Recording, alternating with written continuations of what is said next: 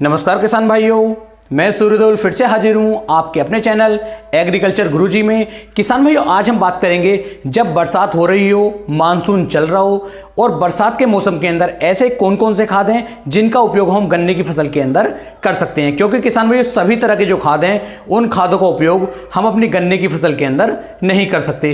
तो कुछ ही खाद ऐसे होते हैं जिन खादों का उपयोग करके हम अपने गन्ने की फसल की बढ़वार प्राप्त कर सकते हैं, उसे हरा भरा कर सकते हैं और उसके गन्ना जो है हमारा, उसकी मोटाई को बढ़ा सकते हैं। क्योंकि किसान भाइयों, ज्यादातर जो खाद होते हैं जैसे ही आप उन्हें डालते हैं और बरसात मान लीजिए ऊपर से हो जाती है तो वो सारे खाद जो हैं घुल करके नीचे चले जाते हैं, हमारी फसलों को ज्यादातर नहीं मिल पाते हैं। क्योंकि किसान भाइयों, लगभग मैं आपको बता दूं कि बरसात के मौसम के अंदर 25 से लेकर 30% खाद ही हमारी फसल को मिल पाता है और बाकी जो खाद होता है वो सारा खाद घुल करके जमीन में चला जाता है। तो बरसात के मौसम में आप हर तरह के खाद का उपयोग नहीं कर सकते, क्योंकि उससे सिर्फ और सिर्फ हमारा जो है पैसे का लॉस होगा और हमें ज्यादा फायदा उसका देखने को नहीं मिलता। आज मैं आपको यहां पर दो ऐसे खादों के बारे में बताने वाला हूं कि इन दोनों खादों का उपयोग यदि आप बरसात के मौसम में करें, अपने जब हमारा मानसून चल रहा है मानसून के मौसम में करें, तो आपको बहुत ही शानदार और बहुत ही अच्छी वाली पैदावार किसान भाइयों देखने को मिल सकते हैं। तो इस वीडियो में आप लास्ट तक बने रहें, जिससे कि आपको अच्छी तरीके से समझ में आ सके कि इन दोनों खादों के अंदर ऐसा क्या चीज डाली गई है, ऐसा क्या तरीका है इन दोनों खादों का कि हमारी जो फसल है वो अच्छी तरीके से ग्रोथ भी करती रहती है और बरसात भी कितनी क्यों हो जाए, बरसात में भी ये खाद जो है नीचे नहीं जा पाते हैं। तो संपूर्ण जानकारी मैं यहां पर आपको देने वाला हूं। क्योंकि किसान भाइयों, कुछ किसान भाइयों ने जो है वो इंतजार करते हैं कि जब तक बरसात नहीं होगी, जब तक मानसून नहीं आएगा, तब तक वो अपने खेत के अंदर किसी भी तरह के खाद का उपयोग नहीं करते। क्योंकि उनके पास या तो बिजली की व्यवस्था नहीं है कि वो अपने खेत को पानी दे सकें, या फिर उनके पास सिंचाई की व्यवस्था नहीं है जिससे कि वो अपने खेतों की सिंचाई कर सकें। तो वो अब तक इस समय तक इंतजार करते हैं और जब इस समय पर आकर के वो अपने खेतों के अंदर किसी भी तरह के खाद को डालते हैं तो उसकी अच्छी जो रिजल्ट है, उसकी अच्छी जो क्षमता हमारी फसल को मिलनी चाहिए थी वो नहीं मिल पाती है। तो यहां पर जो दो खाद हैं उनमें पहला खाद आता है किसान भाइयों हमारा डीएपी।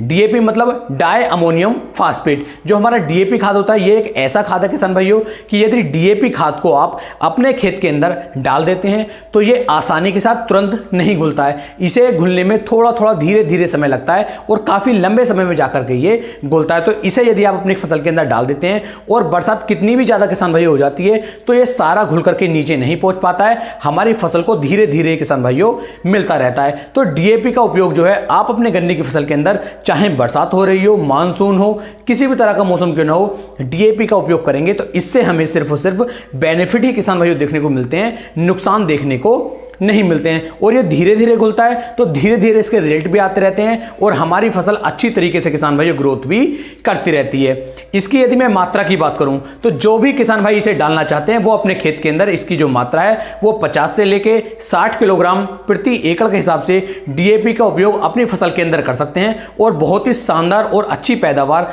अपने गन्ने की फसल से निकाल सकते हैं। दूसरे खाद के बारे में यदि मैं बात करूं तो दूसरा खाद आ जाता है किसान भाई हमारा सागरिका।